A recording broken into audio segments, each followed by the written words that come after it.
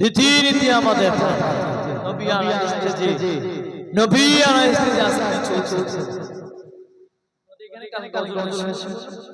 বলেন নবিয়ানা স্টেজে কিছু কিছু জায়গায় মহিলা গজল শিল্পীদের কানে কানে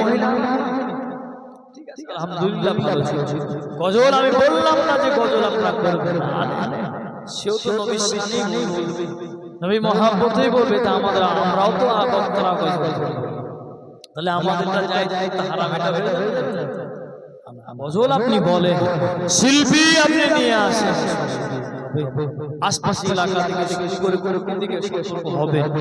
খবরদার নবিয়ানা স্টেজে কোন মহিলা গজল শিল্পী যেন না ওঠে। মেম্বারটা নবিয়ানা মেম্বার, কোন মহিলার জন্য মেম্বারটা খাস করা হয়েছে। আমার উত্তর 24 পরগনা জেলায় মহিলা গজল শিল্পী, দুঃখের কথা বাপ মেয়েদের নিয়ে আসে গজল বলাতে, নাউজুবিল্লাহ বলবেন। কেমন বাপটা বুঝলেন? একটা মেয়ের গলার আওয়াজ পর্দা,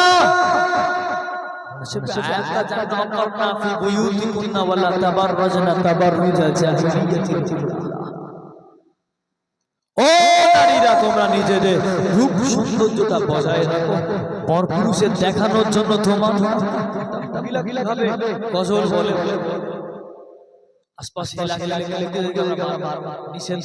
খবরদার কোন মহিলা গজল শিল্পী যেন আমাদের নবিয়ানা স্টেজে না থাকে।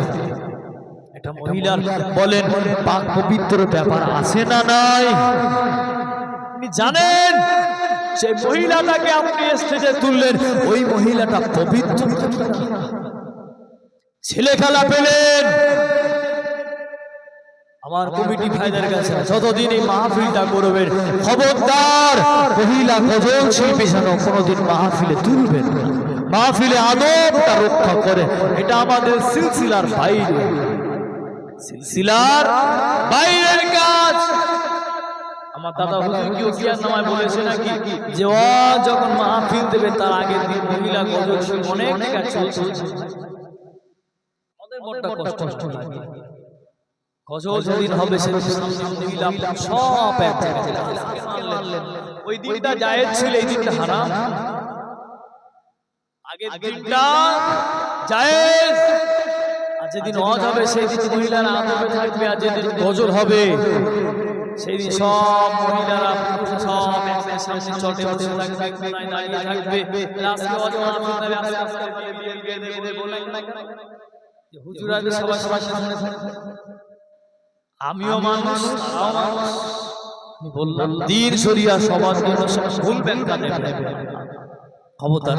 আল্লাহ পাক আমাদের এই সমস্ত ফিতনাবাজ মহিলা গজল শিল্পীদের থেকে আল্লাহ পাক প্রতিটা জলসা কমিটিকে হেফাজত করেন, বলেন আল্লাহুম্মা আমিন। আল্লাহ পাক আমাদের মুরব্বিদেরকে হেফাজত করেন, এর আল্লাহুম্মা আমিন। আল্লাহ পাক আমাদের ফিতনা জামানা থেকে সঠিকভাবে বুঝে বুঝে চলার মতো ক্ষমতা দেন, বলেন আল্লাহুম্মা আমিন। মহব্বতে দরুদ শরীফ আল্লাহুম্মা ওয়ালা আলি সাইয়্যিদিনা লা ইলাহা ইল্লাল্লাহ